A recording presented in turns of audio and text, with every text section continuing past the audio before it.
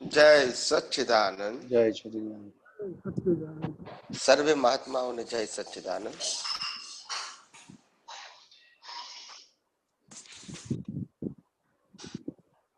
नमो वीतरागाय, नमो वीतरागाय, नमो अरिहंताणम, नमो अरिहंताणम, नमो सिद्धाणम, नमो सिद्धाणम, नमो आयरियाणम, नमो आयरियाणम, नमो वत्सायाणम, नमो वज्जायाणम, नमो लोए सव साहुणम, नमो लोए सव साहुणम, ऐसो पंच नमुकारो, ऐसो पंच नमुक्कारो, तब पावपणासनो, सव पावपणासनो, मंगलानंच सव्वेसे, मंगलाणं च सव्वेसि, परमं हवै मंगलम।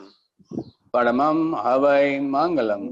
ओम नमो भगवते वासुदेवाय, ओम नमो भगवते वासुदेवाय, ओम नमः शिवाय। ओम नमः शिवाय। जय सच्चिदानंद। जय सच्चिदानंद।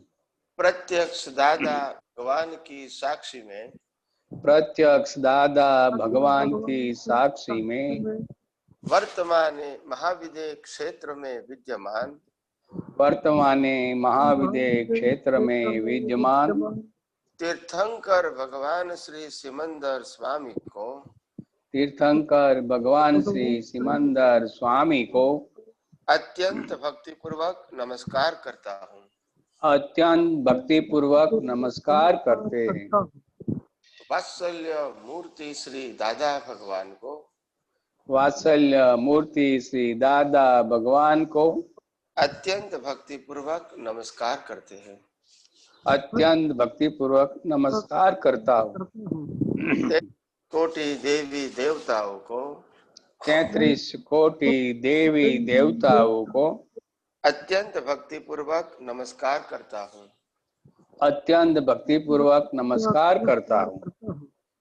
वितराग शासन देवी देवताओं को, वितराग शासन देवी देवताओं को अत्यंत भक्तिपूर्वक नमस्कार करता हूँ। अत्यंत भक्तिपूर्वक नमस्कार करता हूँ।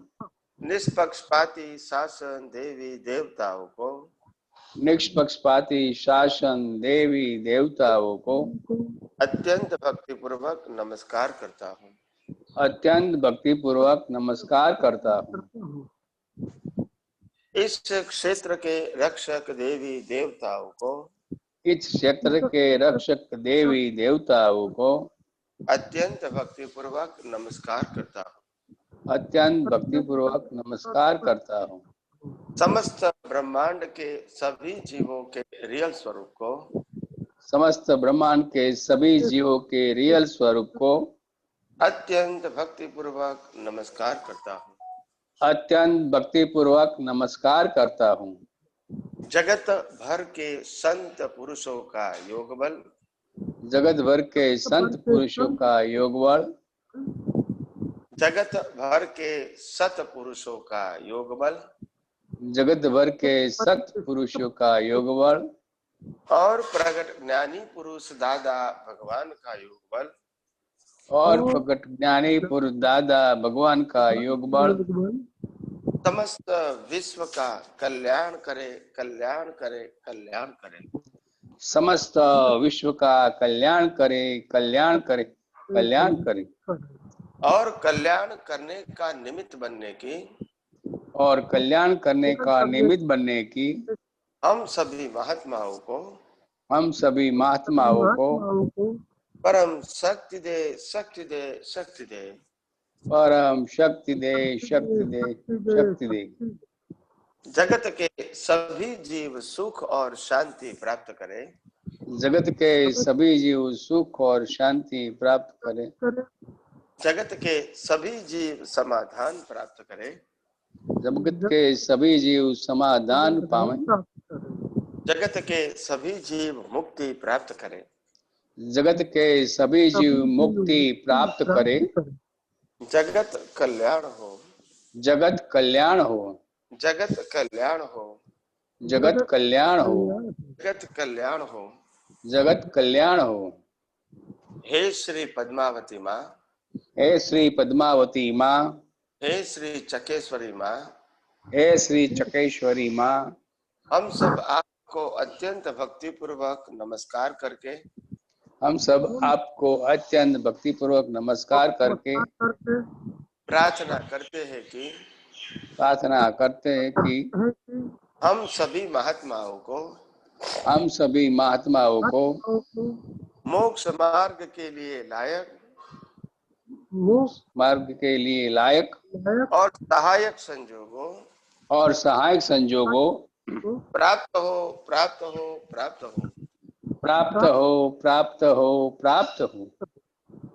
हे श्री अम्बे माँ, हे श्री अम्बे माँ, हे श्री भद्रकाली माँ, हे श्री भद्रकाली माँ, हम सब आपको अत्यंत भक्ति पूर्वक नमस्कार करके हम सब आपको अत्यंत भक्ति पूर्वक नमस्कार करके प्रार्थना करते हैं कि प्रार्थना करते हैं कि प्राप्त मन वचन काया से प्राप्त मन वचन काया से इस ब्रह्मांड के कोई भी जीव को इस ब्रह्मांड के कोई भी जीव को किंचित मात्र भी दुख न हो, किंचित मात्र भी दुख न हो, ऐसी स्याद्वाद वाणी, ऐसी स्याद्वाद वाणी, स्याद्वाद वर्तन स्याद्वाद वर्तन और स्याद्वाद मनन करने की और स्याद्वाद मनन करने की परम शक्ति दो, परम शक्ति दो। जय सच्चिदानंद। जय सच्चिदानंद। सभी महात्माओं को जय सच्चिदानंद, जय सच्चिदानंद, जय सच्चिदानंद, जय सच्चिदानंद।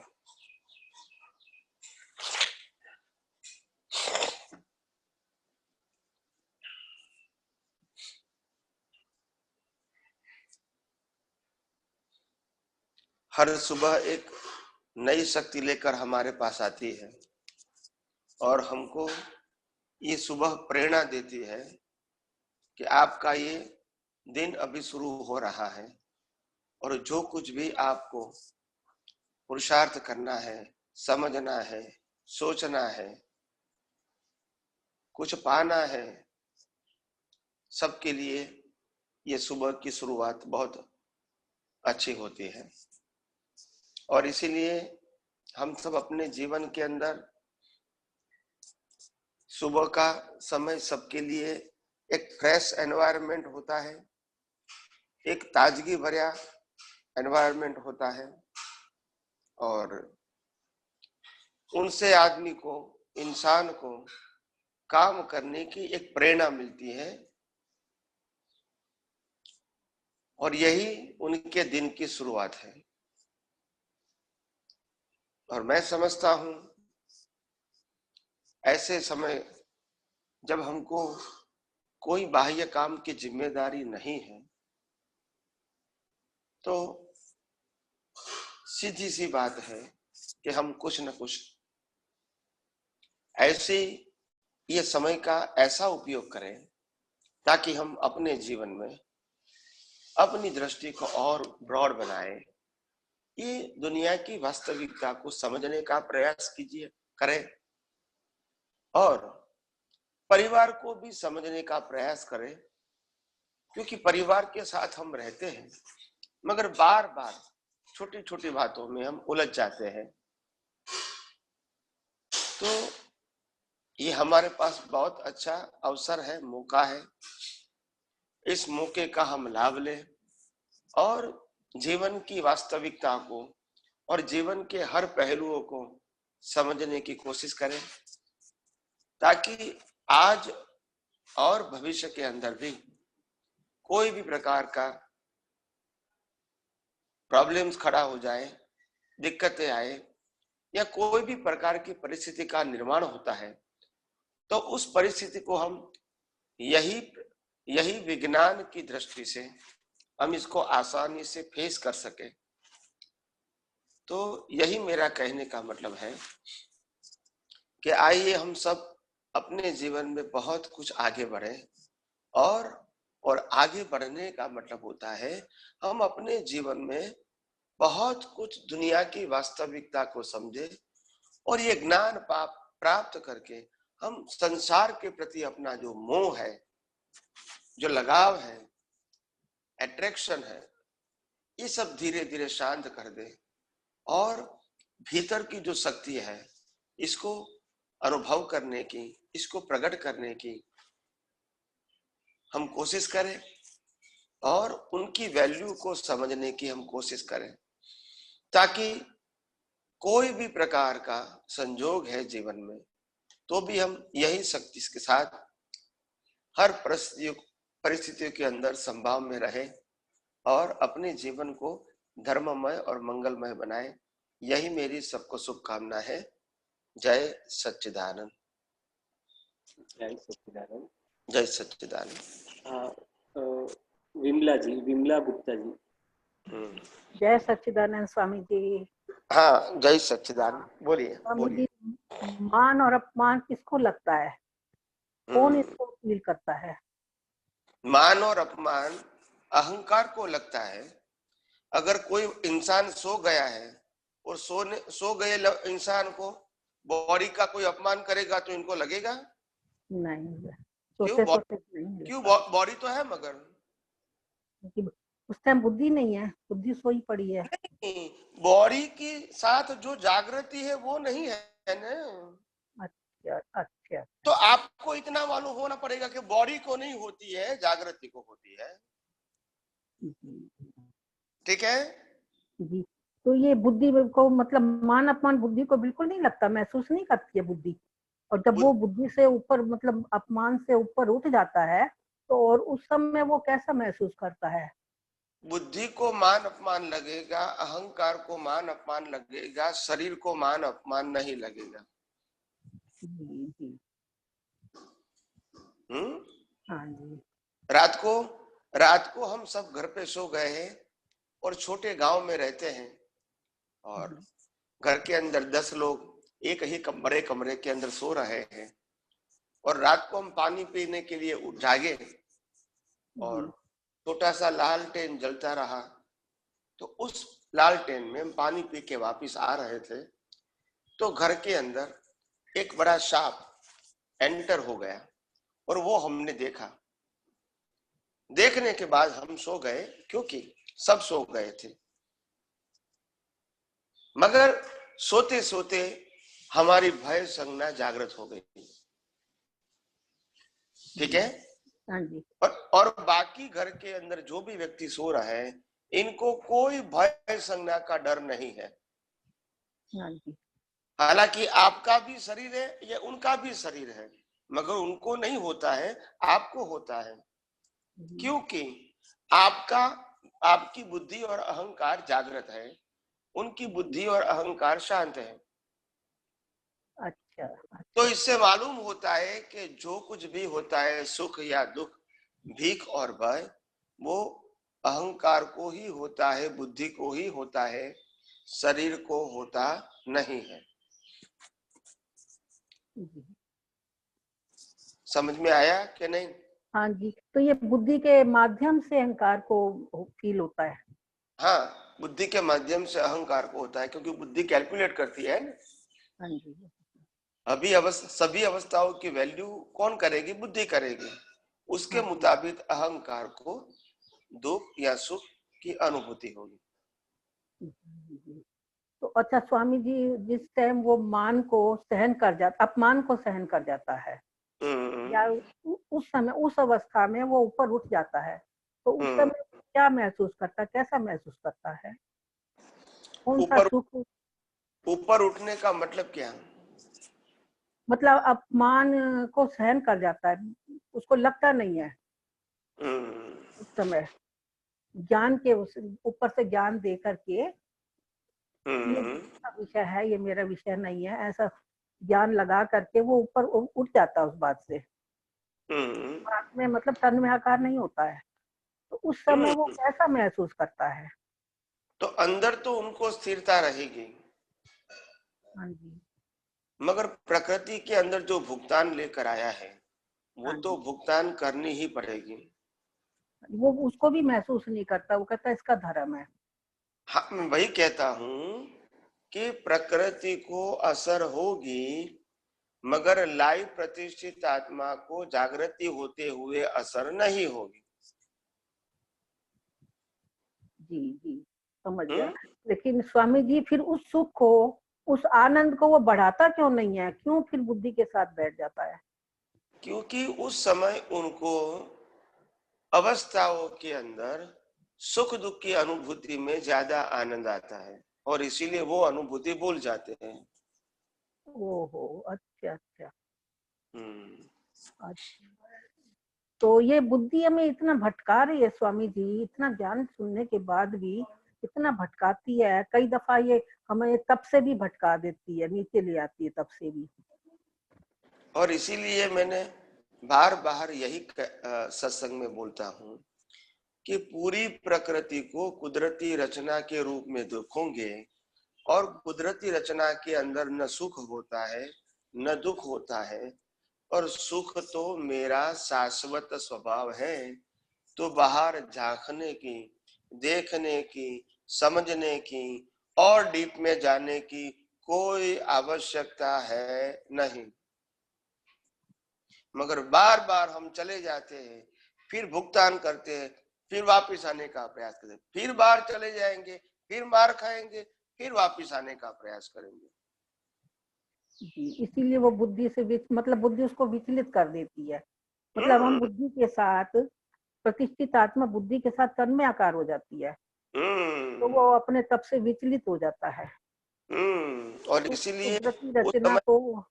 उस समय वो विज्ञान को हाजिर नहीं रख पाता है, ये उनकी कमजोरी है। अच्छा अच्छा, तो इस कमजोरी को तो निकालना चाहिए ना स्वामी जी? हाँ, तो पुरुषार्थ करना पड़ेगा ना, आपको ही तो पुरुषार्थ करना पड़ेगा। हाँ जी हाँ जी। हम्म। तो उसके लिए हमें अंतर्यामी परमात्मा से शक्ति मांगनी चाहिए। हाँ, मांग सकते हैं, मांग सकते हैं, कोई बात नहीं। जी जी ओके ओके। जय सच्चिदानंद, जय सच्चिदानंद। सुधा जी जय बेंगलोर। सच्चिदानंद स्वामी जी, बेंगलुरु से सुधा बोल रही हूँ। जय सच्चिदानंद, बोलिए बोलिए। आपने कहा 15 मिनट रात को मेडिटेशन करके सो जाना, हमने किया। और रात सब सपने में भी आपने जो कहा था वैसे जागृति में शुद्धात्मा हूँ, और वो सपने में भी मैं इससे अलग हूँ, शुद्धात्मा हूँ, ऐसे बहुत सार बार आया कुदरती उसका। रचना, कुदरती रचना भी रही। हाँ, मैं ये शरीर नहीं हूँ, ये ऐसे भी बहुत बार ऐसे फील हुआ सपने बहुत में। अच्छा। उसका बहुत अच्छा मेडिटेशन का। आपको बहुत अच्छी अनुभूति हुई ना? हाँ, बहुत अच्छी हुई। बहुत अच्छा, और सुबह उठ के प्राणायाम भी किया, बहुत अच्छा, योगा किया है। बहुत अच्छा। आपको अच्छी फील हो रही है ना? हाँ, बहुत अच्छी फील हो रही है। बस धीरे धीरे कंटिन्यूस रखने का। हाँ, अभी मेरा क्वेश्चन है, ये काल काल एक सरीका रहता है, उसमें ज्यादा कम नहीं होता है। हम हमारे परिभाषा से उसका गणनीति करते हैं कि इतना समय और है। काल का तो तत्व एक ही जैसा रहता है। तो सतयुग और त्रेता युग ऐसे युग में रहते हैं, तो चौथा आ रहा, पांचवा आ रहा, उसमें काल में कुछ परिवर्तन नहीं होता। लेकिन हम कलयुग ऐसे बोलते हैं ना, तो कलयुग में और सतयुग में वो शरीर का, काया का बड़ा और छोटा अभी बहुत सही छोटा हो गया है। सतयुग में लोग बहुत बड़े बड़े होते थे, और भी कलयुग में छोटे हो जाएंगे ऐसे बोलते हैं। ये किसके आधार पर, क्यों ऐसा, इसमें साइंस क्या है? क्योंकि जितना सिंपल बात ये है, जितनी प्रकृति सहज होती है, हाँ, और कोई भी प्रकार की अंदर भले ज्ञान हो या न हो, हाँ, मगर कोई भी प्रकार की भीख और भय नहीं है। कोई भी प्रकार के बंधन का एहसास नहीं है हाँ, और सहज कुदरत के साथ उसको जीना होता है, तो उनका आयुष्य भी लंबा होता है, हाँ, उनका बॉडी का प्रमाण भी बहुत बड़ा होता है और फूल की जो साइज है वो बहुत बहुत बहुत कम होती है।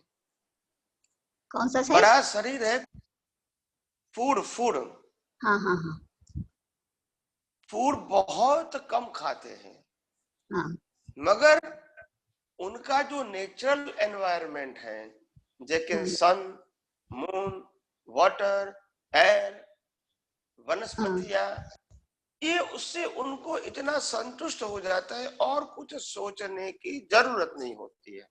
हाँ यानी उस समय लाइफ बहुत हाइट वाला होता है और बहुत लंबा होता है। हाँ धीरे धीरे इंसान जब सोशल बातों में पड़ गया, हाँ तब जिम्मेदारी शुरू हो गई, तब से वो आगे बढ़ता गया और अकेली जिम्मेदारी के साथ परिवार की लेने लगा, समाज की लेने लगा, राष्ट्र की लेने लगा, दुनिया की लेने लगा और ऐसे करते करते अपनी जिम्मेदारी अज्ञानता के वश टेंशन से बढ़ाता रहा। उसके बाद जब धीरे धीरे कलयुग आता है तो उसमें मैनमेड चीजों का जो प्रभाव है वो ज्यादा होता है। हाँ सतयुग में मैनमेड चीजों का प्रभाव होता ही नहीं है, नेचुरल चीजों का ही प्रभाव होता है। हाँ खाना पीना, घर, कपड़ा सब नेचुरल होता है। आर्टिफिशियल, डेकोरेटिव, लॉन्ग लाइफ और ज्यादा कुछ प्रोसेस करना है ऐसा कुछ नहीं होता है। तो और उसके बाद जब भौतिकता बढ़ती है, मैन मेड चीजों का अट्रैक्शन बढ़ता है, उस समय हमारा जीवन और गिर जाता है, क्योंकि जितनी भौतिकता बढ़ेगी इतनी आपकी डिपेंडेंसी बढ़ेगी और जितनी डिपेंडेंसी बढ़ेगी इतने आप स्वतंत्रता खो बैठोगे, नेचुरलिटी खो बैठोगे और आपका पूरा जीवन उन्हीं के ऊपर आधारित हो जाएगा। उसके बाद का जो समय है वो ऐसा समय है कि सामाजिक जीवन, सामाजिक जीवन, धार्मिक जीवन और भौतिक जीवन, ये सब कुछ छूट जाएगा और छठे आरे के अंदर ये प्रकृति जो है वो हर प्रकार के भौतिक विनाशों वाली हो जाएंगी और उसके अंदर इंसान को जो ज्ञान है वो ज्ञान सब नष्ट भ्रष्ट हो जाएगा। सभी प्रकार का ज्ञान, सामाजिक कहो, धार्मिक कहो, आध्यात्मिक कहो, सब नष्ट हो जाएगा और कुदरती वातावरण भी ऐसा हो जाएगा कि इंसान के लिए जीने के लिए जंगलों के अंदर जाना पड़ेगा, जहां नदी है, सरोवर है, वहां रहना पड़ेगा, पेड़ पौधा पानी पिएगा, हवा में श्वास लेगा और उनका आयुष्य भी बहुत कम होगा, मैक्सिमम 20 इयर्स, और उनकी हाइट भी हो जाएगी 2.5-3 फुट हो जाएगी। हाँ, ये वातावरण के कारण भौतिक ज्यादा होने के कारण हाइट और आयुष्य कम होता है। हाँ, मगर डायरेक्ट कुदरत रिस्पॉन्सिबल नहीं है, मनुष्यों की भावना ही ऐसी होती है और भावना के मुताबिक एनवायरनमेंट हो जाता है। जब आदमी तंग आ जाता है, टेंशन वाला बहुत हो जाता है, इनको कोई भी बात सुनना, देखना, जानना, समझना पसंद नहीं होता है, तो वो खुद ही उनके विनाश की भावना करता है। हाँ। और जब सब कुछ विनाश हो जाता है तो शुरू में तो उनको शांति महसूस होती है, मगर धीरे धीरे जीवन की कठिनाइयां आती है, क्योंकि कोई भी प्रकार की सुविधा जो आज उपलब्ध है उसमें से 2% सुविधा भी उस समय उपलब्ध नहीं होती है। और इसीलिए टेंशन वाला जीवन, मगर कोई भी प्रकार की उसको हेल्प नहीं होती है। और इसलिए उनका जीवन भी इसी प्रकार से, हाइट कम, आयुष्य कम। देखो, जितना ज्यादा टेंशन वाला जियोगे आपका आयुष्य कम हो जाएगा। जितना आप नेचुरल जियोगे आपकी हेल्थ भी अच्छी रहेगी और लाइफ की लेंथ भी अच्छी रहेगी।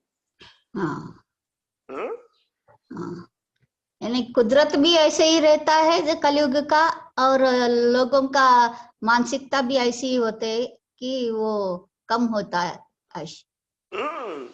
ये सब कुदरत जो बनाने का मौका देते हैं, नष्ट भी वो ही कराएंगे। जब इंसान, देखो, वर्ल्ड वॉर होता है या तो वॉर होता है, क्या होता है? एक दूसरे को मार दो, एक दूसरे के विकास को खत्म कर दो। सभी प्रकार के डेवलपमेंट, मकान कहो, इंडस्ट्रीज कहो, सब कुछ नष्ट करने का वो मौका देते हैं। ठीक है? इसी प्रकार से इंसान ने ही बनाया और इंसान ही नष्ट कर देता है, एक दूसरे के साथ झगड़ा करके। लेकिन वो झगड़ा, ये युद्ध तो सतयुग में भी था ना स्वामी जी?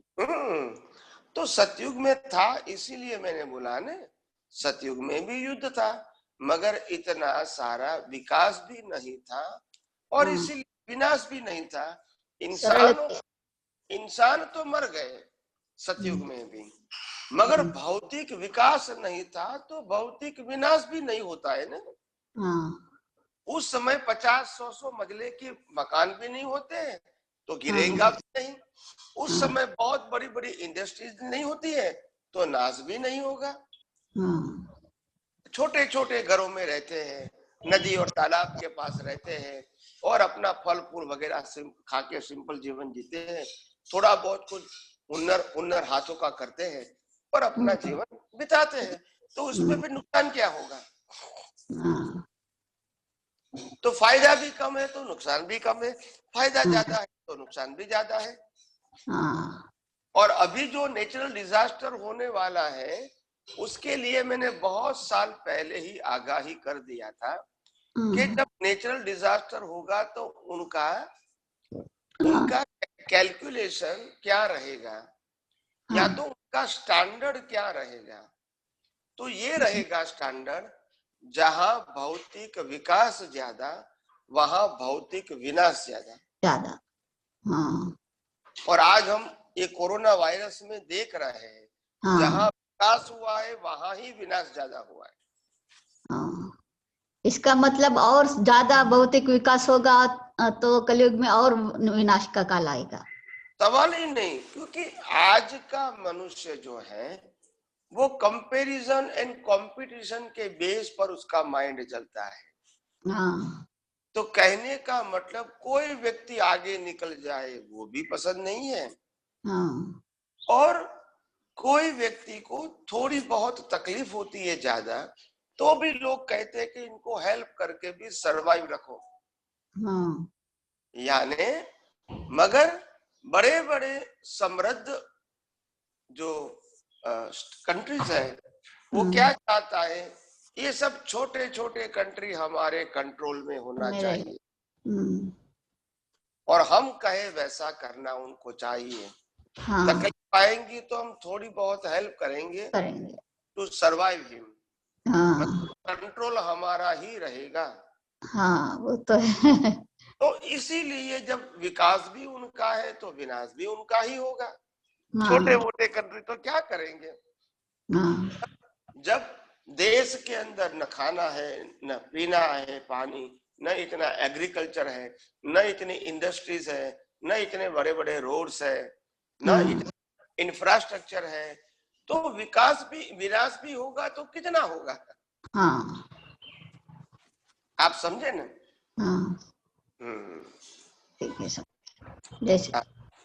जय सच्चिदानंद। जय सच्चिदानंद। जय सच्चिदानंद स्वामी जी। जय सच्चिदानंद। स्वामी जी, अभी आपने बताया कि भीतर की शक्ति को जागृत करना है, तो वो किस प्रकार की शक्ति है, उसे किस प्रकार जागृत करना है? भीतर की शक्ति तो हर समय जागृत ही होती है।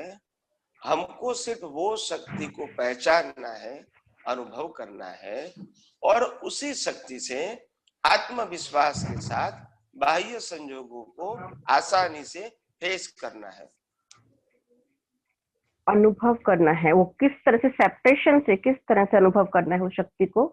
अनुभव करना ये है कि संजोग तो आते जाते रहते हैं और श्वास भी आता जाता रहता है, आयुष्य भी कम होता रहता है, साधन संपत्ति सबन सत्ता भी आते जाते रहते हैं, मगर जो मैं हूं अंदर, जो ये जिसके प्रकाश में ये सब कुछ चल रहा है, उसमें कुछ आता जाता नहीं है। तो अंदर की शक्ति जो शाश्वत है, स्थिर है, उसमें कभी प्लस माइनस नहीं होता है। और वो ही शक्तियों के ऊपर हमको लक्ष्य रखना चाहिए जो स्वयं ही विनाशकारी है, जो स्वयं ही अपने आप को अंत की ओर ले जा रही है। उनके अंदर ज्यादा डीप में जाने की कोई आवश्यकता नहीं है। समझ में आया ना? हाँ जी स्वामी जी। स्वामी जी, एक चीज और है, जैसे हम रिलैक्स में बैठते हैं ना, रिलैक्स में जब बैठते हैं उस समय जागृति और सेपरेशन काफी फील होती है, पर चलते फिरते ये इतनी फील नहीं होती सेपरेशन। तो इसमें क्या अभ्यास चाहिए, क्या चाहिए इसमें? हाँ, अभ्यास तो चाहिए ही, मगर और जागृति को बढ़ाने की जरूरत है कि कार चलती है तो भी हम बैठ के हमको मालूम होता है कि ये कार चलती है, मैं नहीं चलता हूँ, ठीक है? हाँ जी। तो शरीर चलता है तो उस समय हमको क्यों मालूम नहीं होता है कि शरीर का स्वभाव गति सहायक है, आत्मा का स्वभाव गति सहायक नहीं है। आप समझे ना? जी स्वामी जी। तो सेपरेशन ही अनुभव करना है।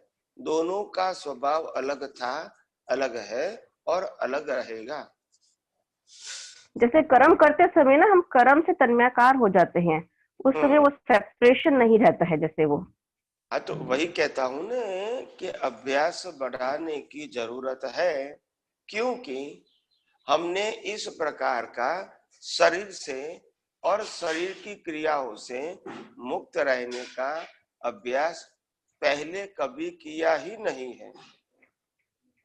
हाँ जी स्वामी जी। ये तो इसीलिए अभ्यास बढ़ाने की आवश्यकता है। जी स्वामी जी। अच्छा स्वामी जी, चरण विधि में लिखा है मैं अगुरु लघु स्वभाव वाला हूँ। अगुरु लघु, इसको ये मेरे को क्लियर नहीं हुआ, थोड़ा सा समझाएंगे इसे? अगुरु लघु का मतलब होता है वो गुरु भी नहीं है और लघु भी नहीं है, वो हर समय अपना स्टेटस उसका स्थिर है। ये आत्मा ब्रह्मांड की सभी चीजों से वो लघुतम है, यानी सब विनाशी चीज है उससे वो आत्मा अपने स्वभाव से नहीं मगर स्वरूप से लघुतम है, और अपनी शाश्वत शक्तियों से वो गुरुतम है। यानी प्रकृति के आधार से वो गुरु लघु नहीं है, वो अगुरु लघु है। अपने स्वभाव से वो गुरुतम है, और विनाशी चीजों से वो लघुतम है। तो अगुरु लघु बताया। ठीक है सर, ठीक है सर। जय सच्चिदानंद स्वामी। अर्जुन दास जी। जय सच्चिदानंद स्वामी जी। जय सच्चिदानंद। आपका वीडियो बंद है? वही मैं चालू कर रहा हूँ। जय सच्चिदानंद। जय सच्चिदानंद। स्वामी जी, हम अपनी जिंदगी में अच्छे कर्म भी करते हैं और बुरे हो जाते हैं। अगर हम पॉजिटिव है तो बुरे नहीं होना चाहिए, और बचते रहते हैं उससे, मन और बुद्धि के झगड़े से बच के निकलते रहते हैं। और अच्छे कर्म जो करते हैं तो क्या उसकी सोने की जंजीरें हैं, और जो बुरे करते हैं उसकी लोहे की जंजीरें? वो अपने को उस कर्म के हिसाब से पड़ती है। तो जैसा कि दान धर्म करते हैं, गरीबों को खिलाया, खिलाते खिलाते गरीब ने 3 बार मांग लिया, तो मन में थोड़ा क्रोध आ गया, यार अभी तो लेके गए फिर क्यों आए। तो अगर उसको कुछ भी करते हैं तो अपना कर्म बन जाता है बुरा। बराबर है। अच्छा करने जाएं और बुरा हो जावे, वो मन और बुद्धि को उस वक्त समझा नहीं सकते। तो अच्छा, अगर दान धर्म भी करते हैं तो बताना नहीं चाहिए और महसूस नहीं होना चाहिए कि मैंने किया, ऊपर वाले ने दिया है, वो बांट रहा हूँ तभी मैं सुखी हूँ और तभी आ रहा है।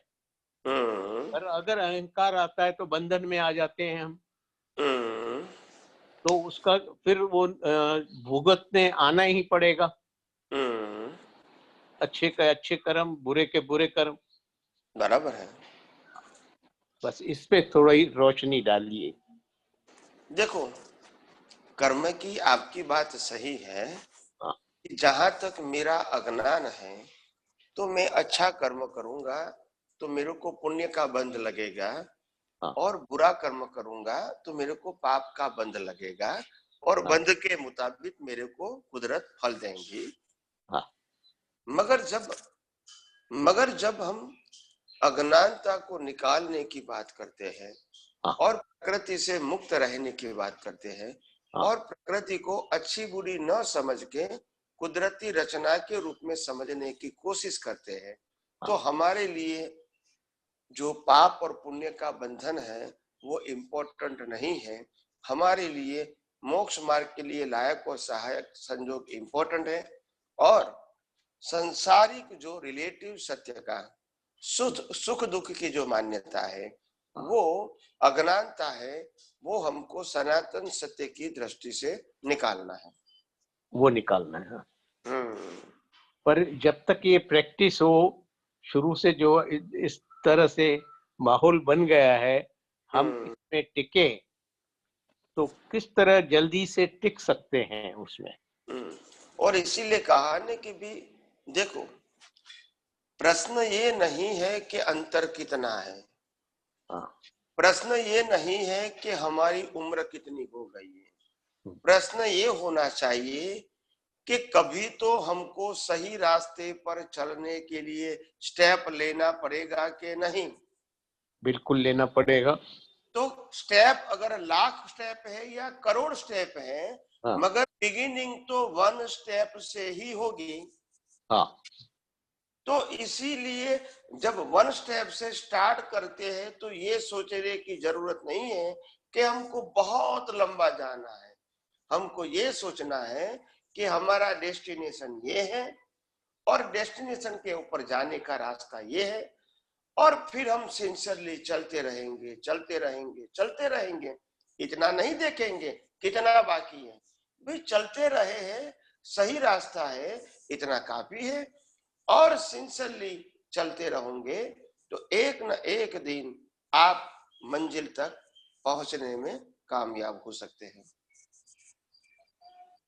पर उसके लिए कोई सरल उपाय बताएं, जैसा कि हमारे में कहते हैं कि नानक नाम जहाज है, चढ़े सो उतरे पार। तो उसमें ही अगर रहते हैं तो आप पहुंच जाएंगे, ऐसा बोलते हैं।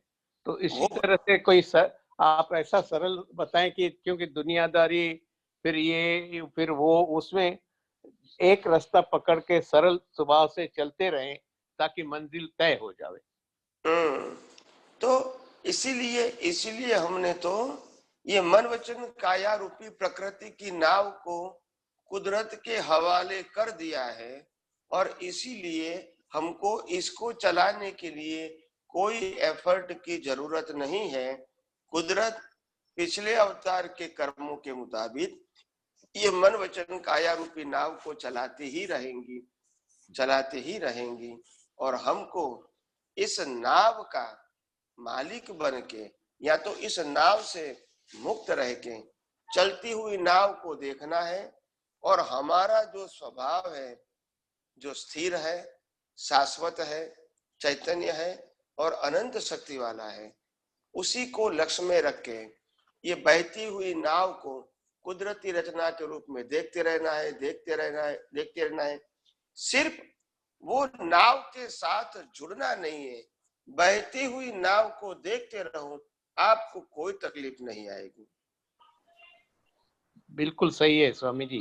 पर संसार में हैं हम, तो लेना देना होता है, या रिश्तेदारी में कुछ किसी से अच्छाई की, उसने वो वापस नहीं किया, तो मन तो चलेगा ना कि मैंने अच्छे भाव से मदद की, तो वो अभी वो नहीं कर रहा है, और झगड़ा करने की अपनी स्वभाव नहीं है, और मन अंदर सताता रहेगा, भाई उसने धोखा दिया, अभी बात करो तो वो जवाब बरोबर नहीं देता है। तो ये दुनियादारी की बातें भी तो तंग करती है ना। भले हम बाकी का हम समझें, दान धर्म कितना भी कर दें, पर कोई जब हिसाब में खा जाता है तो वो सहन नहीं होता। मैं समझ सकता हूँ। हाँ। मगर हमको तो यही देखना है, और कुदरत हमको यही समझाने की कोशिश करता है कि भैया जो सूर्य नारायण है उनका स्वभाव प्रकाश देना है, तो वो चोर को भी प्रकाश देता है, साहूकार को भी प्रकाश देता है, बिना भेदभाव। एक व्यक्ति कोई जीव को बचाता है, उनको भी प्रकाश देता है। एक व्यक्ति कोई जीव को मारता है, इनको भी प्रकाश देता है। जो लोग मेहनत करके कमाते हैं, इनको भी प्रकाश देता है। जो गलत काम करके पैसा कमाता है, उनको भी प्रकाश देता है। मतलब कुदरत ये कहना चाहती है, जब हम आपको प्रकाश बिना भेदभाव देते हैं, जब आपको हवा बिना भेदभाव देते हैं, जब पानी बिना भेदभाव देते हैं, वनस्पति बिना भेदभाव देते हैं, क्योंकि उसके बिना आपका सरवाइव होना संभव नहीं है।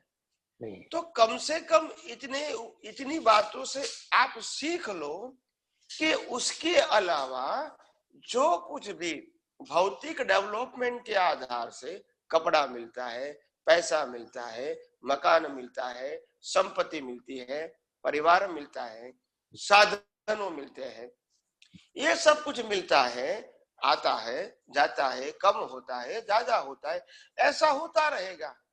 इसी से तो कुदरत कहती है कम से कम सीख लो कि ज्यादा कम होना वो आपके कर्मों का फल है, मगर आपको तो ज्ञान प्रकाश की तरह देखना है। कम होना और ज्यादा होना ये कुदरती रचना है। किसी के प्रति भेदभाव की दृष्टि रखना आपके लिए जरूरी नहीं है, अगर आगे बढ़ना है तो। वो अपने ही मन को समझाना पड़ेगा, बुद्धि और मन को। हाँ, तो अंदर ही तो समझाना है, बाहर तो किसी को समझाने की बात ही नहीं है। नहीं है, खुद को ही समझाना है। स्वामी जी, वैसे तो मन और बुद्धि अच्छे कर्म भी कराते हैं, अब ये सत्संग में लाने में या पॉजिटिव रखने में यही मन बुद्धि काम कर रहे हैं। बराबर है, बराबर। हाँ, और हमारे नसीब अच्छे हैं जो इस जन्म में ही हमारे बचपने से ही कर्म खुल गए। बहुत अच्छा, बहुत अच्छा, बहुत अच्छा। जय सच्चिदानंद। जय सच्चिदानंद, जय सच्चिदानंद। हजरत जी दिल्ली से। जय सच्चिदानंद स्वामी जी। जय सच्चिदानंद स्वामी जी, मुझे पूछना था, जानना भी था।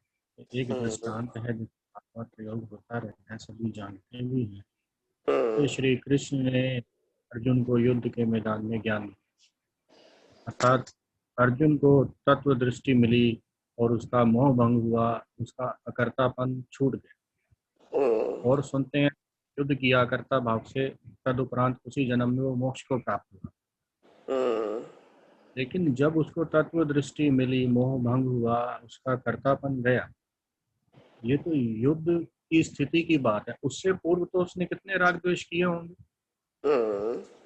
उससे वो कैसे छूटा, इसके बारे में तो कोई भी सिद्धांत या कोई भी बात सुनने को नहीं मिलती। तो फिर मोक्ष हो जाना, कर्मों के रहते मोक्ष हो जाना, तो कैसे, थोड़ा बताइए जरा उसके बारे में। या सबसे पहली बात यह है कि जिनका लास्ट बर्थ होता है इनको स्पष्ट वेदन माता के गर्भ से होता है और प्रतिष्ठित आत्मा का अस्तित्व होता नहीं है, क्योंकि पुरुषार्थ करना नहीं है। और समय समय पे जीवन कुदरती कानून के मुताबिक चलता रहेगा, केवल ज्ञान भी होगा, निर्वाण भी होगा और मोक्ष में जाएंगे। तो लास्ट बर्थ जिसका भी होता है वो ऑटो मोड होता है, उसमें पुरुषार्थ नहीं होता है, कर्म भी नहीं होता है, पुरुषार्थ भी नहीं होता है, सिर्फ कर्म फल होते हैं। क्योंकि ये लास्ट बर्थ का मतलब ही है कि अभी कर्म चार्ज नहीं होने वाले हैं, केवल ज्ञान होना है और निर्वाण होके मुक्ति की ओर जाना है। ये उनका पैदा होने से पहले सुनिश्चित हो गया। अभी प्रश्न यह उठता है, जो मैंने बार बार उसका उत्तर दिया है, कि भी अर्जुन ने फिर प्रश्न क्यों किया। भाई मैंने 2-3 दिन पहले भी कहा था कि ये अर्जुन का उदय कर्म था प्रश्न पूछने का, और कृष्ण भगवान का उदय कर्म था उत्तर देने का। तो जब उदय कर्म होता है तो उसमें चॉइस नहीं होती है, और पूछना न पूछना, उत्तर देना न देना, वो सब्जेक्ट नहीं होता है। मगर हम ये समझते हैं कि कृष्ण भगवान के ज्ञान के बाद अर्जुन को ज्ञान हुआ, ये बात सही नहीं है। हाँ, संवाद अर्जुन और कृष्ण के बीच हुआ है, मगर वो संवाद तो आम जनता के लिए इतिहास में सभी लोगों को या मानव समाज को मार्गदर्शन देने के लिए ये बहुत अच्छा संवाद हुआ, ताकि लोग ये आध्यात्म विज्ञान को समझने की कोशिश करें। तो कहने का मतलब कि कृष्ण भगवान के पास से उनकी दृष्टि मिली थी, बाद में पुरुषार्थ हुआ, बाद में केवल ज्ञान हुआ, ऐसा नहीं है।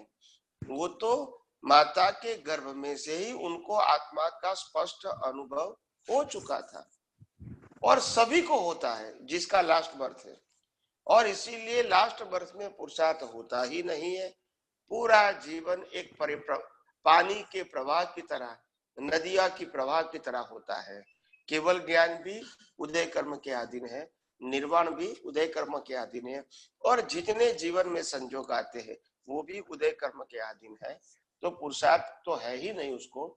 तो इसीलिए उनके लिए मन वचन काया की कोई भी अवस्था पहले की है, वर्तमान की या बाद की होगी, इसके लिए बिल्कुल जिम्मेदार नहीं है, क्योंकि माता के गर्भ में से ही उनको स्पष्ट वेदन यानी आत्मा का अनुभव हो चुका है। और शरीर आत्मा दो ही है, प्रतिष्ठित आत्मा जो पुरुषार्थ करने वाला वो है भी नहीं और जरूरत भी नहीं है।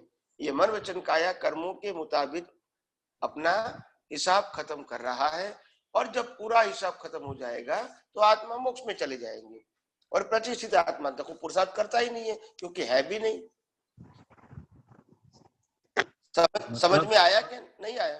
समझ में आया। मतलब यानी कि है कि अगर आपका आत्मज्ञान भी खुला होना है, संपूर्ण रीति से खुला होना है, तो उसमें भी आपको संयोगों की आवश्यकता पड़ेगी ही पड़ेगी। हाँ, संजोगों का खुला नहीं हो सकता। मैं समझाऊं, संजोगों का मतलब क्या है। मैंने कहा ना, कोई भी ज्ञान निमित्त के बिना खुला नहीं होता है। लास्ट बर्थ में भी तीर्थंकर का दर्शन करना अनिवार्य होता है। तो निमित्त की बात है, मगर निमित्त मिलने से होगा ये भी वन वे नहीं है। क्वालिफिकेशन बाद में निमित्त और बाद में आपका केवल ज्ञान। अगर क्वालिफाइड नहीं है और निमित्त मिलेगा तो भी नहीं होगा। वो बात तो बिल्कुल ठीक है, पर जब जो चीज अभी तक समझ में आ रही है, आपसे जानकारी मिल रही है, तो कहीं ना कहीं ये चीज है कि किसी भी कार्य के लिए संयोगों का होना तो बहुत जरूरी है, और उसमें आत्मज्ञान का खुला होना, यानी हमारी समझ, हमारी दृष्टि कितनी खुलती है, वो भी संयोगों पर आधारित है। जैसे जैसे संयोग मिलेंगे अनुभव होगा और दृष्टि खुलती जाएगी। तो बताऊं मैं आपको, तो कहने का मतलब क्या है कि लास्ट बर्थ में तो किसी को पुरुषार्थ होता ही नहीं है, किसी को नहीं होता है। लास्ट बर्थ के अगले बर्थ में उनका पुरुषार्थ हो जाता है कंप्लीट। लास्ट बर्थ में पूरी बॉडी कुदरती कानून के हवाले होती है और इसको देखना और जानने तक का प्रयास भी उनको लास्ट बर्थ में जरूरत नहीं होता है, क्योंकि आत्मा का जब स्पष्ट वेदन हो चुका है तो आत्मा के सुख की ही अनुभूति करेगा। प्रकृति को क्यों देखेगा, क्यों जानेगा, क्यों उसमें अपने आप को जोड़ने का प्रयास करेगा। और वैसे भी प्रतिष्ठित आत्मा तो है ही नहीं, और आत्मा का स्वभाव विनाशी अवस्थाओं के साथ जुड़ना है, देखना है, जानना है, वो तो उनका स्वभाव भी नहीं है। बिल्कुल आपकी बात ठीक है, पर कई बार कुछ चीजें ऐसी होती हैं जो संशय प्रकट करती हैं। हालांकि आप नहीं पड़ेगी क्योंकि आप पर संपूर्ण विश्वास है, पर फिर भी अगर अर्जुन और कृष्ण का संवाद देखें, जैसे आपने बोला कि अब वो अंतिम जन्म है, मोक्ष में जाना ही है, तो सिर्फ उदय है, और वो स्थिति देखें तो वो पूरी अज्ञानियों वाली ही दशा है। अगर वो संवाद भी होता है तो अज्ञानी और अज्ञानी के बीच की बात है, एकदम जैसे अज्ञानी और ज्ञानी के बीच की जो आपने बात बताया ने, वो प्रकृति की बात है। किसकी बात है? प्रकृति। हाँ जी। हाँ, तो प्रकृति को ज्ञानी अज्ञानी नहीं बोलते हैं, प्रकृति को उदय बोलते हैं। क्या बोलते हैं? उदय करो। ज्ञान अज्ञान तो दृष्टि की बात होती है, और वो उनको अज्ञान तो है नहीं, इसीलिए दृष्टि का सवाल नहीं है, मगर उदय का सवाल है। जैसे भगवान श्री रामचंद्र जी जंगल में सीता जी के साथ थे, उस समय सीता जी ने सुवर्ण मृग को देखा और राम जी को आज्ञा किया कि ये आप सुवर्ण मृग लेकर आओ। तो वो तो ज्ञानी थे, उसी बर्थ में उसको मोक्ष होने वाला था, मगर उदय कर्मों को कोई बदल नहीं सकता है। बिल्कुल ठीक है बात। तो उनको दौड़ना ही पड़ेगा, मगर उसमें ज्ञान कम ज्यादा नहीं होगा। नहीं, मैं वो बात तो बिल्कुल समझ रहा हूँ आपकी। मैं ज्ञान तो आपका जो पूर्ण लेवल हो चुका है उसमें तो आप डाउन हो ही नहीं सकते। अगर आप 12वीं क्लास पास कर ली है तो फिर इसका कोई मतलब ही नहीं रहता है कि हाँ भी कर ली है तो पास है ही है। इसका मतलब है कि जो संवाद हुआ, जो आज हम देखते हैं, वो उसकी उस दृष्टि से बात कर रहा हूँ, किसी के ज्ञान के लिए को कमियां ज्यादा के रूप में नहीं देखा।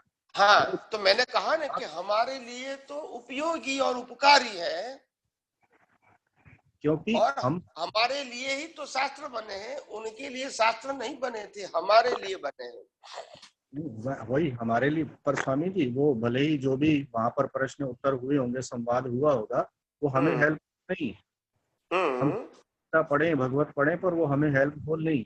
और मीनिंग करने वालों ने भी अपने अपने हिसाब से मीनिंग किए, वो एक अलग बात है। देखो, सही ज्ञान को गलत तरीके से पेश करना, इसका नाम कलयुग है। तो उसमें क्या करेंगे? उन्होंने जब ऐसा प्रश्न किया होगा और उत्तर दिया होगा, तब उनकी भावना तो ये नहीं होगी, ठीक है। मगर आज के धर्मगुरु इसका कॉमर्शियल यूज करें या अपने स्वार्थ के लिए यूज करें, उसमें मूल पुरुष क्या करेंगे? आप समझे ना? तो आम इंसान की गलती है तो गलती को तो भुगतान करना ही पड़ेगा। जब मेरी नीयत गलत है तो फिर कुदरत को मेरी नीयत का दंड देने वाली ही है। बिल्कुल बिल्कुल, वो तो है। मेरा तो स्वामी जी प्रश्न पूछने के पीछे ये था कि कितनी सहजता नजर आती है उस संवाद के पीछे, और सुनने में आता है कि उसके बाद उसी जन्म में अर्जुन को मोक्ष प्राप्त हुआ। तो हमें भी कि भाई हम भी कर्म बंधन के, जो कर्म बंधन है उससे मुक्त होके हम भी मोक्ष को तुरंत प्राप्त कर लें। तो जो बात सुनने समझने में आती है कि वो संवाद हुआ, भले ही वो आत्मज्ञानी थे तो मोक्ष में गए, तो हम भी ये चाहते हैं कि हम भी इन कर्म बंधनों से जल्दी मुक्त होकर हो सकते हैं। मगर आपको इसके पहले सभी प्रकार का अज्ञान तो मिटाना पड़ेगा नहीं, वो अज्ञान की जो भ्रांतियां हैं, जो अज्ञान है, उसको तो खत्म करना ही है। इसीलिए तो सब जुड़े हुए हैं। तो मन में जो संशय आता है, पहले ज्ञान को खत्म करना है और डेवलपमेंट बढ़ाना है, वो हमारे लिए सबसे बड़ी बात है आज। फिर लास्ट बर्थ में क्या संजोग आते हैं उनको देखने की जरूरत आपको भी नहीं रहेगी। ये तो स्वामी जी आप निमित्त बने हुए हमारे लिए, जैसे एक दूरबीन काम करती है, पास से दूर का पास दिखाती है। आज हमारा खुला हुआ नहीं है, तो आपके माध्यम से उन चीजों को समझने की कोशिश करते हैं और अपने अनुभव में लेकर। नहीं, बहुत अच्छा। आप सब निमित्त से कितनों का कल्याण हो रहा है और कल्याण होता रहेगा, और हमारे जैसे लाभार्थी उस ज्ञान को समझकर, जानकर, अनुभव करके मोक्ष प्राप्ति करेंगे, मोक्ष के अनुमान में। बहुत बहुत धन्यवाद स्वामी। जय सच्चिदानंद। जय सच्चिदानंद। जय सच्चिदानंद। रेखा बहन,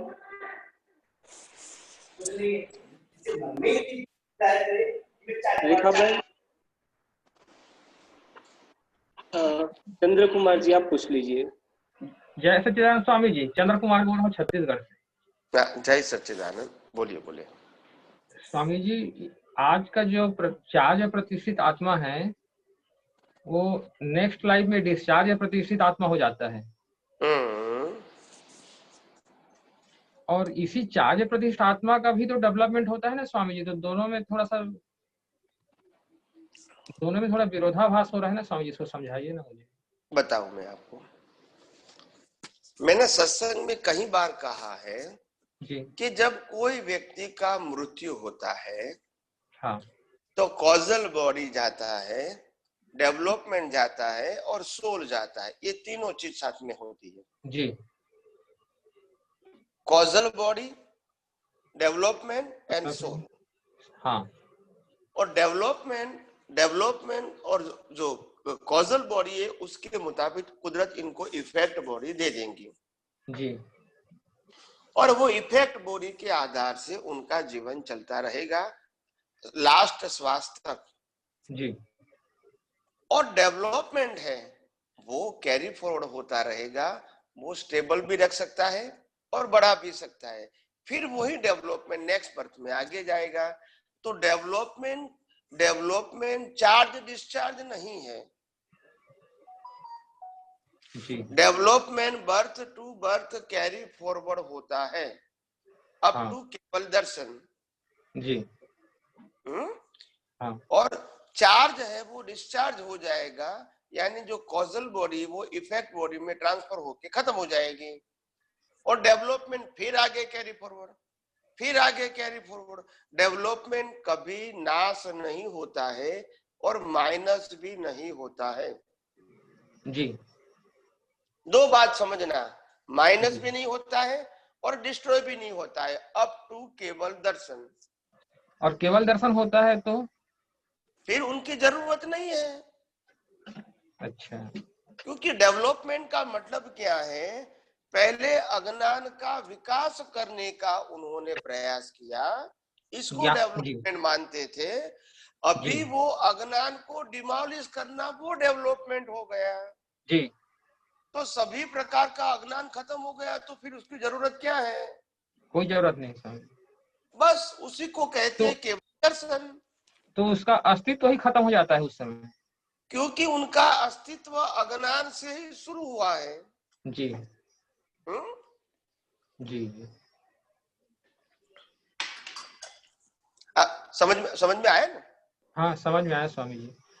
ओके। लेकिन जो चार्ज है वही डिस्चार्ज में हो जाता है, तो फिर अगले जन्म में चार्ज के लिए कौन रहता है स्वामी जी?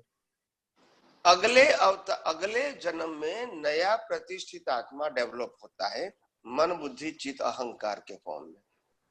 हाँ, वही बोल रहा हूँ, जैसे कि वो चार्ज होगा और डिस्चार्ज होगा। मगर चार्ज के समय, एक मिनट, नए प्रतिष्ठित आत्मा को कर्म को चार्ज करने के लिए, पुरुषार्थ करने के लिए तीन चीजों की सहाय होती है। पिछले अवतार का डेवलपमेंट, वर्तमान संयोग और वर्तमान ज्ञान। ये तीनों के सहाय से वर्तमान जो लाइव ईगो है, प्रतिष्ठित आत्मा है, वो मन बुद्धि चित्त अहंकार के अंदर प्रोसेस करता है और स्पीच और एक्शन का बीज बनाता है जी। मतलब बीज भी बनाता है और वो वैसे के वैसे नेक्स्ट लाइफ में फिर चार्ज करने के लिए भी रहता है। हाँ, तो ऐसा रहेगा। मतलब इस प्रतिष्ठित आत्मा जो आज चार्ज है वो डिस्चार्ज हो जाएगा तो खत्म हो जाएगा। नेक्स्ट बर्थ में नया चार्ज प्रतिष्ठित आत्मा बनेगा और डिस्चार्ज तो पिछले अवतार का रहेगा जी। तो प्रतिष्ठित आत्मा कैरी फॉरवर्ड नहीं होता है, पुरुषार्थ के लिए कुदरत इनको देती है जी। और वो उनके पास जो मिथ्या ज्ञान, मिथ्या दर्शन, मोहनी कर्म है, उससे ये नया प्रतिष्ठित आत्मा खड़ा हो जाता है। अच्छा अच्छा, तो ये नया प्रतिष्ठित आत्मा खड़ा होना और जो आज है वो कल डिस्चार्ज होना, ये चलते रहता है जब तक अज्ञानता है तब तक। हाँ, जब तक अज्ञानता है वहां तक साइकिल ऑफ रीबर्थ चलती रहेगी, जन्म मरण का चक्कर भी चलता रहेगा। जी जी। लेकिन इसमें एक आश्चर्य की बात है स्वामी जी, आज जो चार्ज है प्रतिष्ठित आत्मा है, कल वो मैकेनिकल आत्मा हो जाता है, वही डिस्चार्ज हो जाता है। वही डिस्चार्ज हो जाएगा ना। आज का जीवित आत्मा कल का मृत आत्मा हो गया, एक प्रकार का ऐसा। हाँ, तो ऐसा मैकेनिकल ही तो हो गया, मतलब वो मैकेनिकल हो गया, उसमें कोई पुरुषार्थ का कोई पावर नहीं रहेगा उसमें। बिल्कुल, वही तो मैं कहता हूँ कि जन्म से मौत तक मन वचन काया सिर्फ कर्मों की भुगतान का साधन है और वो कुदरती कानून से चलता है, उसमें कोई भी जीव को फ्रीडम नहीं है। वो मैंने बहुत बार बताया है। हाँ स्वामी जी, बहुत बार आप बोले हैं, लेकिन इतना अज्ञानता अनंत जन्मों का भरा हुआ है ना स्वामी जी, वो स्वीकार नहीं हो पाता। और बार बार पूछना पड़ता है आपसे। कोई बात नहीं। ओके स्वामी जी, हाँ, एक प्रश्न है स्वामी जी। तो जो नए वर्ष में नया प्रतिष्ठित आत्मा हमारा जो होता है, वो उसके ज्ञान दर्शन और ये है, उसके हिसाब से वो नया प्रतिष्ठित आत्मा हर जन्म में वो ऑटोमेटिकली हो जाएगा, ऐसा क्योंकि हमारे पास जो मिथ्या ज्ञान, मिथ्या दर्शन और मोहनीय कर्म तो सत्ता में है ही, और उसी के माध्यम से तो नया बनता है। समझ में आया ना? यानी जितना आपने वो मिथ्या माइनस किया हो, उसका बाकी जो बचा हुआ वो ऑलरेडी वहां पे फॉर्म में आ जाएगा, सत्ता में पड़ा है, तो वो तो अपना रोल बजाएगा ना, तो वो प्रोसेस में हेल्प करता है। तो इसीलिए मैंने कहा ना कि डेवलपमेंट का मतलब होता है जितना मिथ्या ज्ञान, मिथ्या दर्शन, मोहनीय कर्म आपने मिटाया है वो डेवलपमेंट के साथ कैरी फॉरवर्ड होगा और नेक्स्ट बर्थ में यहाँ चार्ज हुआ है वो डिस्चार्ज हो जाएगा और नेक्स्ट बर्थ में जो मिथ्या ज्ञान, मिथ्या दर्शन, मोहनीय कर्म बचा है उससे ही नया प्रतिष्ठित आत्मा चालू हो जाएगा, क्योंकि पुरुषार्थ तो उनको ही होता है। तो इसलिए ये जो कैरी फॉरवर्ड का कॉन्सेप्ट है इस तरह से लेना है हमको, वो चार्ज डिस्चार्ज के फॉर्म में नहीं लेना है। नहीं, प्रतिष्ठित आत्मा तो चार्ज होता है, वो डिस्चार्ज हो गया, नया वर्ष में नया प्रतिष्ठित आत्मा होता है। वो प्रतिष्ठित आत्मा कैरी फॉरवर्ड नहीं होता है, डेवलपमेंट कैरी फॉरवर्ड होता है। Development, exactly. और डेवलपमेंट का लेवल ऑफ अंडरस्टैंडिंग से ही नया प्रतिष्ठित आत्मा का जन्म होता है। तो हम एक दूसरी चीज ये बोल सकते हैं कि भाई जो डेवलपमेंट है वही आपके आत्मा का निरावरण दशा जो है वो डेवलपमेंट बोला जा सकता है। हाँ, आत्मा का निरावरण दशा ही डेवलपमेंट है, मगर वो डेवलपमेंट क्या होता है कि एकदम से नहीं होता है, वो धीरे धीरे कितने अवतारों की मेहनत से होता है। हाँ, वो तो मिथ्या ज्ञान, मिथ्या दर्शन और मोहनीय के जितने कर्टेन्स खत्म होंगे उसके हिसाब से वो होगा। हाँ, इसके हिसाब से होगा। तो ये हमारे लिए बहुत बड़ी बात है, तो इसीलिए इसको समझना बहुत जरूरी है, और वो जहां तक नहीं समझेंगे वहां तक हमको मालूम नहीं होगा। तो इसीलिए मैंने कहा कि विज्ञान को चौगर दम से आपको समझना पड़ेगा, भले समझने में देर लगे कोई बात नहीं, क्योंकि इस दुनिया में या तो इस ब्रह्मांड में तीर्थंकर के लेके, ज्ञानी पुरुष के लेके, शिक्षक और प्रोफेसर के लेके, या तो कोई धर्मगुरुओं के लेके कोई भी व्यक्ति ऐसा दावा नहीं कर सकता है कि मैं आपको थोड़े समय के अंदर सब कुछ ये ज्ञान आपको समझा दूंगा। ऐसा पॉसिबल नहीं है किसी के पास। ये कंटिन्यूअस प्रोसेस होती है। क्या होती है? कंटिन्यूअस प्रोसेस होती है। कई लोग मेरे को कहते हैं कि स्वामी जी अभी तो हमने विज्ञान जान लिया है, समझ लिया है, पुरुषार्थ क्या करना है वो भी हमको मालूम हो गया है, तो क्या ज्यादा सत्संग की जरूरत है, ऐसा मेरे को प्रश्न करते हैं। तो मैंने कहा कि हम जब दादा भगवान को 1997 में मिले थे और 1988 में उनका देहांत हो गया, तभी तक हम हर रोज जाते थे, हर बार जाते थे, और वो सिर्फ 5 आज्ञा की बात करते थे, सत साधनों की बात करते थे। यानी उनकी बात करने का जो फॉर्मेट है वो तो फिक्स था, आप समझे ना। या तो 5 आज्ञा की बात करेंगे, या तो कोई पर सत्साधन की बात करेंगे जिसमें सामायिक प्रतीक बना गया, कीर्तन भक्ति की बात करेंगे, आरती की बात करेंगे, या तो फिर सोशल बात करेंगे। तो ये बात करते थे, फिर भी हम तो बार बार जाते थे, और कभी ऐसा नहीं लगा हमको कि भाई अभी हमको जाने की जरूरत नहीं है। मेरे को नहीं और किसी को भी नहीं लगा कभी। जैसे हमारे कविराज है, वो तो 25 साल से जाते थे, मगर कभी उनको ऐसा नहीं लगा कि दादाजी अभी मेरे को आने की जरूरत नहीं है, क्योंकि मैंने सब कुछ समझ लिया है। ऐसा कभी किसी के मन में प्रश्न नहीं आया। अभी तो हम 1.5 महीने से आपको लगातार भी लग रहा है कि अभी हम जीरो से ही स्टार्ट कर रहे हैं, क्योंकि जब हम एक्सपीरियंस की बात करते हैं तो हमारे पास क्या है, वही बात आती है। वही तो इसीलिए मैंने कहा ना कि ये जहां तक कुदरत हमको संजोग देती है, वहां तक जितना भी लाभ मिले। देखो, कलयुग में सत्संग ही एक सहारा होता है कुसंगों को हटाने का, और कोई रास्ता नहीं है। अगर सत्संग में नहीं रहोगे तो कुसंग अपने आप हावी हो जाएगा। तो इसीलिए अपने आप को सरवाइव रखने के लिए और मजबूत करने के लिए भी प्रत्यक्ष सत्संग जब भी होता है, जहां भी होता है, और हमारे पास क्षमता है तो अवश्य करना चाहिए। गैलेक्सी 1 था। जय सच्चिदानंद। जय सच्चिदानंद। જય સચ્ચિદાનંદ. જય સચ્ચિદાનંદ स्वामी जी। मैंने आने માટે પૂછવું હતું कि हिंदी में बोलती हूँ कि आपके पास अगर हम लोग सत्संग कर रहे, आप सामने बैठे हो, आप लाइव हो वैसा, तो आपकी दृष्टि से हम लोगों को जो लाभ मिलता है, या आपके हृदय से जो ज्ञान बहता है उसका जो लाभ मिलता है, वो हम लोगों को अभी घर में बैठकर ये जूम पर देखकर भी वो सेम लाभ मिलता है, या उसमें फर्क गिरता है? नहीं, फर्क तो रहेगा, क्योंकि एनवायरनमेंट का लाभ तो नहीं मिलेगा, और प्रत्यक्ष रूप से जो हमारा जो पावर होता है वो तो यहाँ ही होगा, वहां नहीं रहेगा। मगर प्रश्नों का समाधान आप पा सकते हैं घर पे बैठ कर। तो प्रत्यक्ष रूप से जो एनवायरनमेंट होता है वो तो नहीं होगा ना। नहीं बराबर, यानी दृष्टि का भी हम लोगों को उतना लाभ नहीं मिलेगा। हाँ, और इसीलिए मैंने बार बार एक एग्जांपल देता हूं कि शादी के समय जो हम जिस माहौल में हमने शादी किया है, वो शादी का जो एक माहौल होता है उसका आनंद होता है, और वही उनकी डीवीडी हम 10 साल के बाद देखेंगे तो वो आनंद नहीं रहेगा। हालांकि डीवीडी तो वही की वही है, हम भी वही है, मगर आनंद वही नहीं रहेगा, क्योंकि माहौल नहीं है ना। बराबर है। तो कीमत जीवंत माहौल की होती है। मगर क्या है कि ये कलयुग के अंदर प्रत्यक्ष नहीं मिलता है, तो परोक्ष रूप में भी जो कुछ भी लाभ मिलता है इसको हमको लेना चाहिए, ये मैं कहना चाहता हूँ।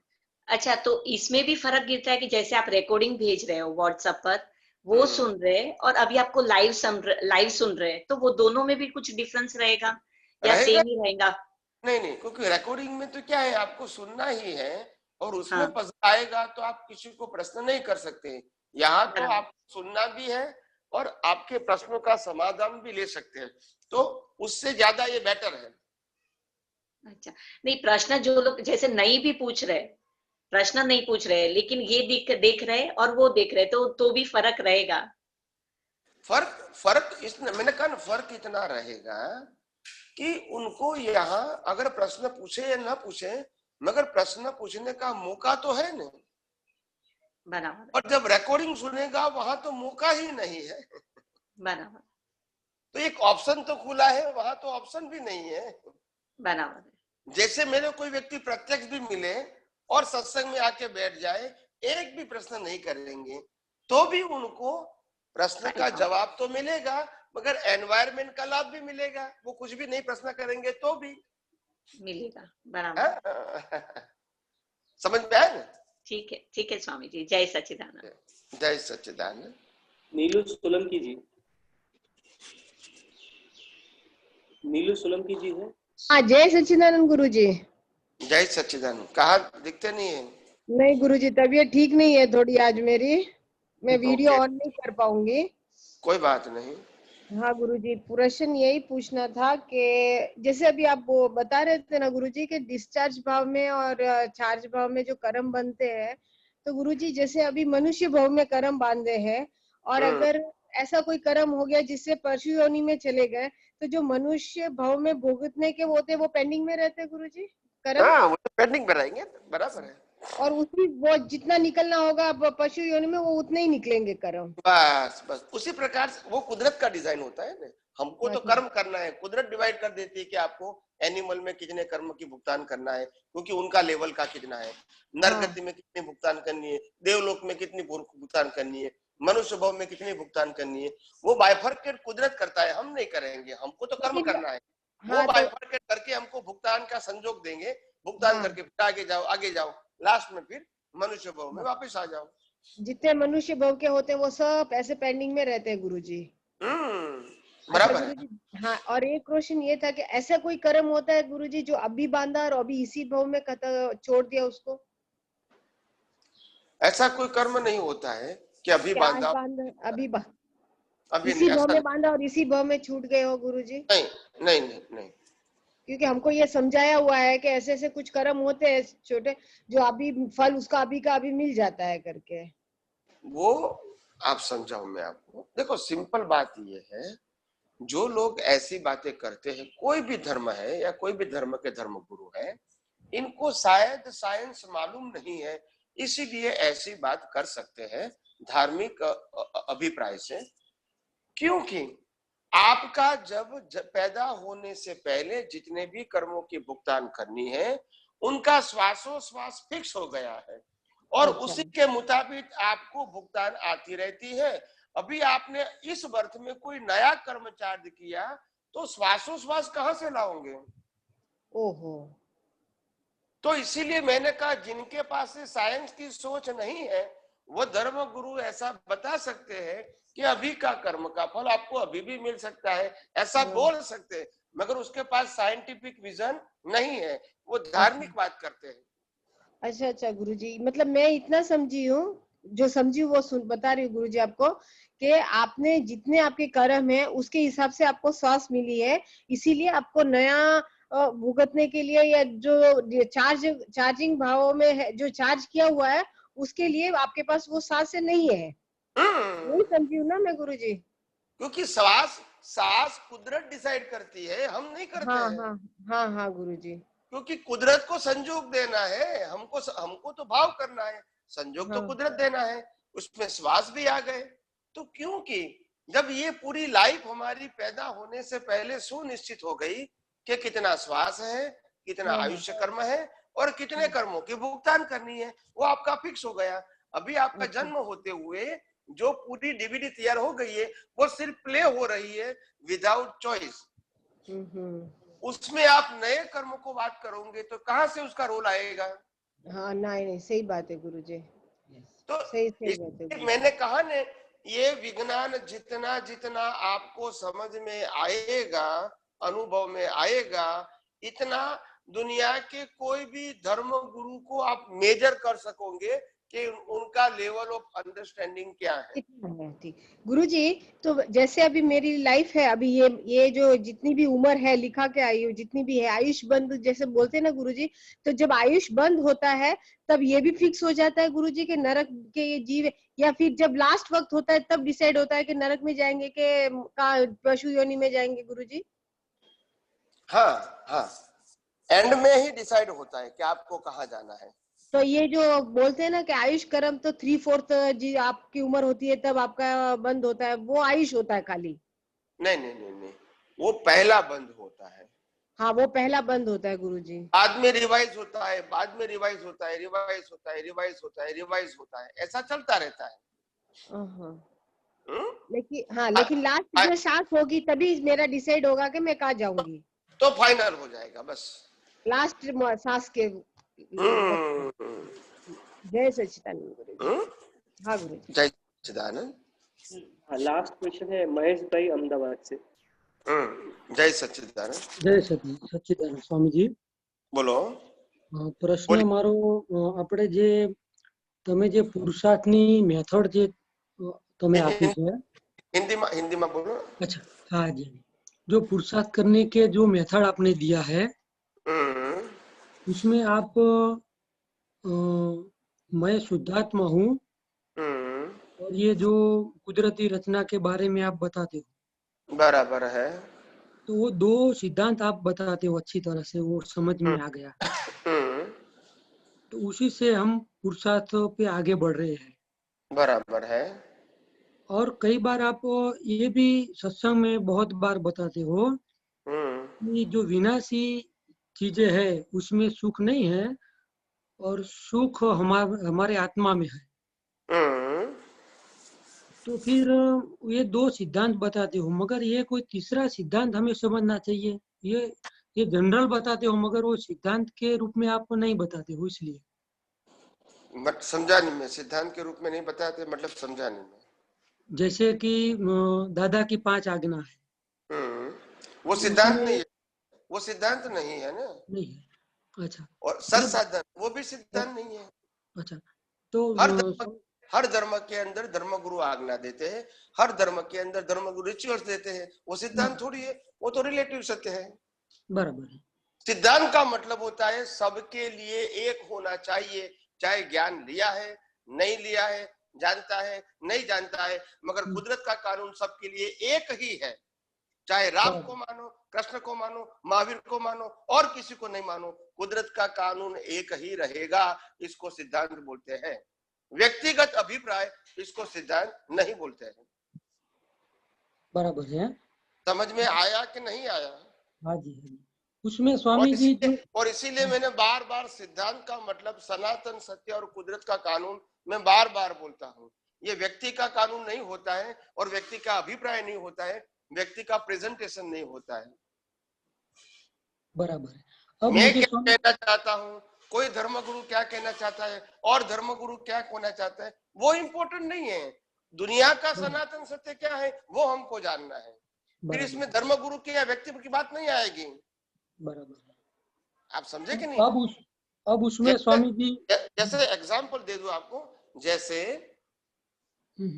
सर आइजैक न्यूटन ने गुरुत्वाकर्षण के सिद्धांतों को रिसर्च किया, ठीक है, मगर वो बनाया नहीं, उससे पहले था या नहीं था। और वो सिद्धांत सबके लिए एक है या अलग अलग है? एक ही है। तो इसको सिद्धांत बोलेंगे। फिर कहेगा कि राम ने ये कहा, कृष्ण ने कहा, महावीर ने ये कहा, ये तो ओपिनियन हो गया। बराबर है। तो ओपिनियन का मतलब है रिलेटिव सत्य और धार्मिक सत्य, तो उसकी बात हम नहीं करते हैं। अच्छा स्वामी जी, मुझे थोड़ा समझना है। तो जैसे ज्ञानावरण और दर्शनीय और मोहनीय आवरण, आप जो दो सिद्धांत बताते हैं उसमें ज्ञानावरण दूर होता है, फिर दर्शन आवरण दूर होता है, और जो मोहनीय की बात है तो उसमें जो आप बताते हो कि विनाशी चीज में सुख नहीं है, मगर जब प्रोसेस पुरुषार्थ की आती है तो दो ही सिद्धांत पे आप जोर देते हैं, भार देते हैं, वो तीसरा वो छूट जाता है, ऐसा है? नहीं, पहले ही बता दिया है कि इस दुनिया में कोई जगह में सुख है ही भी नहीं, दुख भी नहीं है, सिर्फ कर्मों की भुगतान है। और आत्मा में ही सनातन सुख है, मगर भ्रांति से, अज्ञानता से, रॉन्ग बिलीफ से हमको संसार में सुख दुख लगता है, वास्तव में है नहीं। बस यही बात को समझना है। तो एक बार आपको एक्सप्लेन कर दिया, फिर आपको मालूम हो गया कि सुख तो अंदर ही है और वो आत्मा का स्वभाव है, तो पाने का, पुरुषार्थ करने का, मेहनत करने की, बाहर की तो बात ही नहीं है। मगर जो कुदरती रचना आप बताते हो कि कुदरती रचना है, तो उसमें ये आता है कि विनाशी चीज में सुख नहीं है। कुदरत खुद कहती है कि मैंने कोई भी अवस्था में सुख दुख रखा नहीं है, इंसान अपनी मान्यता से सुख दुख की अनुभूति करता है। और मैंने उसके लिए एग्जाम्पल दिया है कि भिखारी को 5 रुपया देंगे तो इसको आनंद होगा, और कोई BMW में से नीचे उतरेगा 5 रुपया देंगे तो इसको इंसल्ट लगेगा। ये दोनों की मान्यता है। नहीं समझ में आया? वो समझ गया, मगर वो चीज जो विनाशी चीज में सुख नहीं है, वो हमको कुदरती रचना में ही उसका सार निकालना है, ऐसा आप बता रहे हो? हाँ, क्योंकि कुदरत ही कहती है कि मैंने सुख दुख रखा ही नहीं है। बस बराबर है। अब आपको जो मानना है वो मान सकते, कुदरत इसमें क्या करेगी, वो आपका अज्ञान है। बस मेरा और अज्ञान से तो राग द्वेष होता है। बस मेरा वही कंफ्यूजन था कि वो जो कुदरती रचना बताते हैं और मैं शुद्धात्मा हूँ निश्चय निर्णय से, वो दोनों तो आ गया, मगर वो विनाशी चीज में सुख नहीं है, वो मैं ऐसा सोच रहा हूँ कि तीसरा सिद्धांत तो नहीं है। नहीं। जय सच्चिदानंद। जय सच्चिदानंद। लास्ट क्वेश्चन, बोलिए। जय सच्चिदानंद। मैं जयपुर से रेखा बोल रही हूँ। बोलिए। के विज्ञान को समझने के लिए और इस पे चलने के लिए आपका बहुत बहुत आशीर्वाद बनाए रखना गुरुजी। मेरा प्रश्न था कि आपने बोला कि कोई एक बार भाव करने से वो फलित नहीं होता है, मुझे देवलोक में जाना है तो कोई देवलोक में नहीं चला जाता है। जी। ऐसे ही मेरा जीवन अभी तक जितना हुआ है, वो जीवन के बाद मुझे ऐसा लगता है, या फिर जो भी मेरा अंतिम क्षण में मेरे को ऐसा लगे कि ये जीवन में अपन ने जो भी किया वो ऐसा नहीं करना था, वो वेस्ट किया, तो वो तो एक ही भाव होता है, तो मरने में वो क्यों लॉक हो जाता है? पूरा जीवन तो मैंने ऐसा नहीं सोचा था कि मुझे ऐसा नहीं जीना था, वो तो पूरा मैं जी ली जैसा जीना था मुझे। मरने के समय मैं सोचती हूँ कि ऐसा क्यों करा, और ऐसे इन लोगों पे मैंने परिवार क्यों बसाया, घर क्यों बसाया, तो वो क्यों लॉक हो जाता है, या वो लॉक होता है या नहीं होता है, वो एक भाव बहुत है या वो पूरा लाइफ का निचोड़ है क्या? ऐसे मैं समझे। बताओ। देखो, गलती का एहसास होना वो इंसान के लिए अच्छी बात है। एक इंसान को विकास करने के लिए और दुनिया की वास्तविकता को समझने के लिए और अपनी गलतियां को समझने के लिए, स्वीकार करने के लिए, ये बात अच्छी है कि चलो भी जब भी हमको समझ में आया कि हमने बहुत सारी गलती किया है, अच्छी बात है। मगर उसका मतलब ये नहीं है कि आपने जो कुछ भी कर्म चार्ज किया है वो कर्म खत्म हो जाएंगे, ये समझने की जरूरत नहीं है।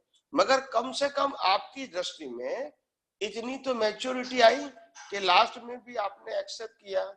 नहीं तो कहीं लोग तो आपको समाज में ऐसे मिलेंगे कि मैं मरते दम तक नहीं, 7 अवतार तक आपको छोड़ूंगा नहीं। ऐसे भी लोग होते हैं ना?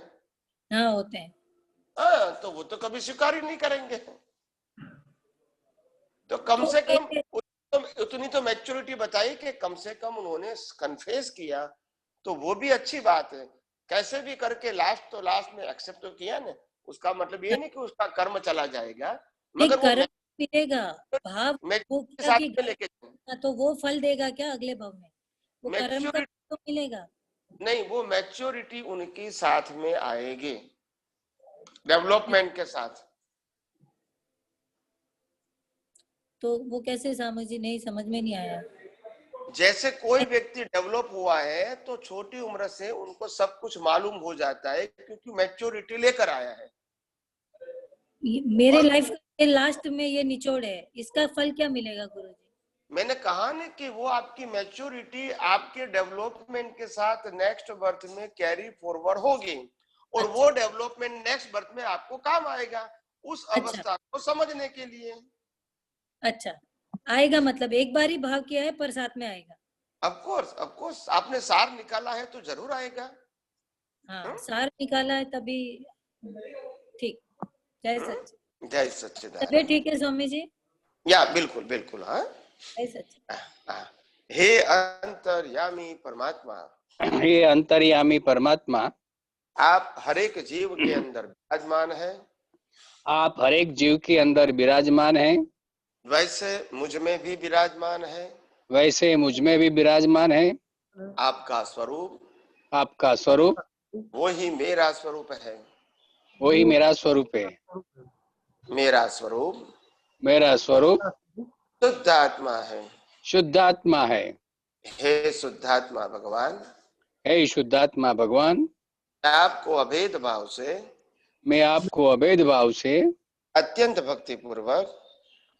भक्ति पूर्वक नमस्कार करता हूँ। अज्ञानता के वश अजागृति के वश मैंने जो जो दोष किए हैं वो सभी दोषों को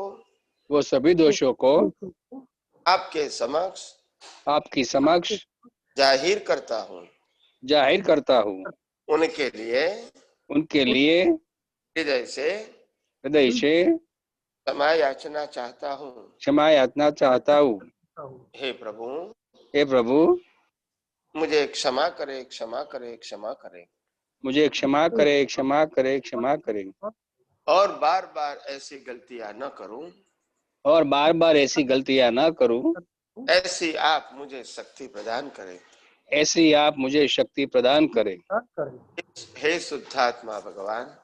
हे शुद्धात्मा भगवान, आप ऐसी कृपा करें कि हम में से भेदभाव निकल जाए और अभेद स्वरूप प्राप्त हो। आप और हम अभेद भाव से तन्मयाकार रहे। जय सच्चिदानंद।